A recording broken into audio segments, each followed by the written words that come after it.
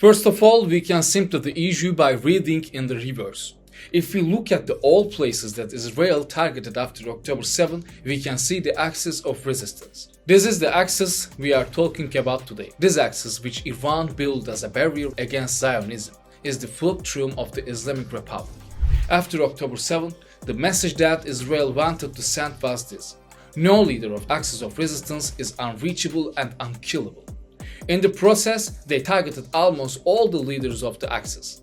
The assassination of Hezbollah commander Fuat Shukri in Beirut, the assassination of Hamas leader Ismail Haniyeh in Tehran, the assassination of Hassan Nasrallah. After October 7, Israel openly attacked not Gaza and Lebanon, but all the countries of the axis of resistance.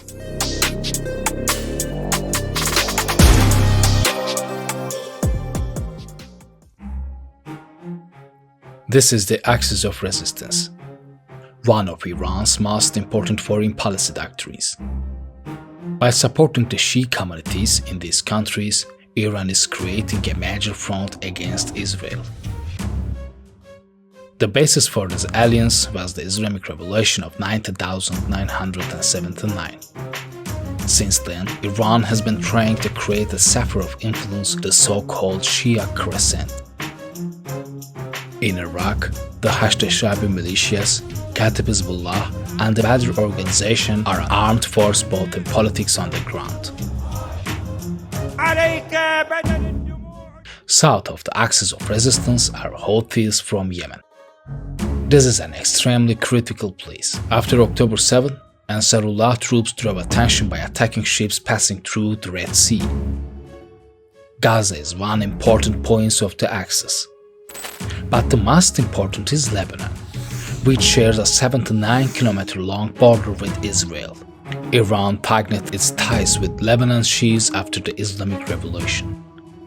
During the Israeli invasion of South Lebanon in 1982, about 1,500 soldiers of the Iranian Revolution Guards were sent to Lebanon, the Valley of Eternal Existence.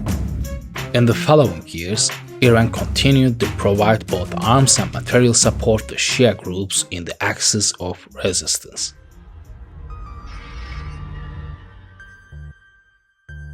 Iran was ruled a monarchy until the 20th century. Shah Reza Pahlavi governed the country as a leader supported by the West. There was a widespread dissatisfaction within society. Economic inequality, political repression, and Western influence were fueling public discontent. After the Islamic Revolution, not only Iran, but the balance of power across the region shifted dramatically.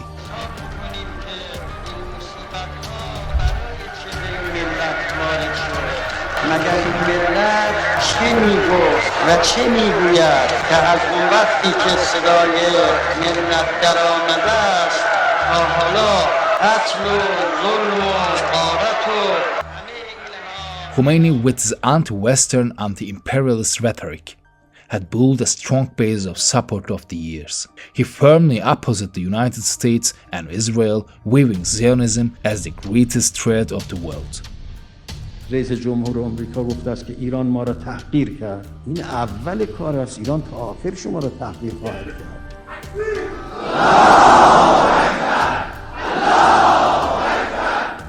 Iran shaped its foreign policy according to this ideology. In a short time, the Ayatollah gained sympathy from all anti-Western groups in the region. Iran aimed to spread this ideology within the framework of resistance. This was not just about military resistance, but also about achieving political and social transformation. In 2010, Arab Spring led repositioning of the regional actors. Iran provided unlimited support to the Bashar al-Assad regime, enabling Assad to stay in power during this period. Without Iran, Assad's story might not have lasted this long. At the same time, Assad's failure to fall was a strategic victory for Iran. Iran presented the Arab Spring as an opportunity for resistance against Western interference and Zionist goals. It was also used to mobilize the population in Lebanistic politics. If Iran wouldn't support Assad regime in Syria during the civil war, it would be very hard to resist Assad regime, to dominate its sovereignty over its territory, first of all. But really, would Assad regime have fallen without Iranian support? I'm not sure if Assad regime would able to do it, but we are certain that Iran defended Assad regime's territory like its own territory. There's no doubt about that, because we have seen many major generals of Iranian army, not only revolutionary guards, but Iranian army's major generals were killed during the clash in Syrian civil war. Between 1979 and 2003, Iraq was under Saddam's rule. Shia groups in Iraq were ostracized by the Saddam regime and had to go into exile in Iran. With the overthrow of Saddam, Iraq opened the doors to Iranian Shia militias. In 2006, Asab al-Haq emerged and quickly rallied the Iraqi Shia. During the Iraq War, they became the largest pro-Wahhabi military group in Iraq. During the Saddam era, we cannot talk about proper existence of resistance in Iraq, because Saddam has its own power, military power, and even dominating the political scene in Iraq. But in Iraq, Shia people, as always, they have their own political parties and political movements like Dawa Party. In the same years, Abu Mahdi al-Muhandis had attracted attention by founding the Kataib Hezbollah. The Kataib Hezbollah, like other Shiites, fought against the Western coalition led by the United States.